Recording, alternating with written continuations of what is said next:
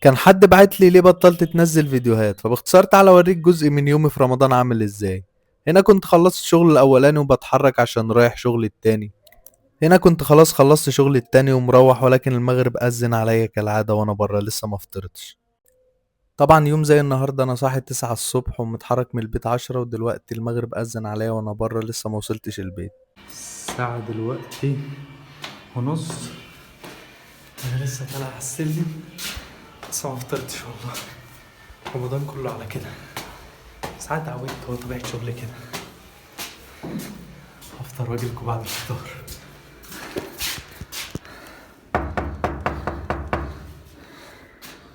المفروض يعني لو حد طبيعي ان يومه كده خلص، بس انا يعتبر كده ده نص يوم شغل بالنسبه لي. الناس هنا مؤذيه قوي، شافني بصور عمال يكلكس.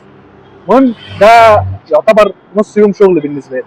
يعني انا ممكن انام 3 4 ساعات، لو نمت 8 ساعات اعرف ان انا في مشكله معايا. بس وده اللي اكتشفته، يعني طول ما انا بتحرك وبفرك، طول ما انا نفسيتي مرتاحه، ما بتعبش ونفسيتي ما بتتعبش إلا لما اقعد في البيت. انا دلوقتي نازل شارع عبد العزيز، العطار والعتبه وكده، في شويه بضاعه ناقصه هجيبها، وتعالى خدكم معايا. وصلت العتبة وكان زحمة جدا، وهنا وصلت المكان اللي انا عايزه، اللي انا هاخد منه تشكيلة جرابات وحاجات تاني. ولكن هنا لازم تكون مخلي بالك كويس جدا من حاجتك، وتكون مخلي بالك كويس جدا مع التجار عشان هنا في غش كتير. كان بقالي ساعتين بلف وتعبت من كتر اللفة، فهنا كنت عارف واحد بيبيع كبدة بلدي، قلت اكل من عنده عشان بصراحة تعبت وبقالي كتير ما اكلتش من عنده الصراحة. خلصت اكل الحمد لله وقلت اركب مترو عشان هيوصلني بسرعة. المترو كان زحمة جدا عشان ايام عيد، وانت هنا لازم تكون مخلي بالك من حاجتك وفلوسك وبضاعتك، لان طبعا انتوا عارفين.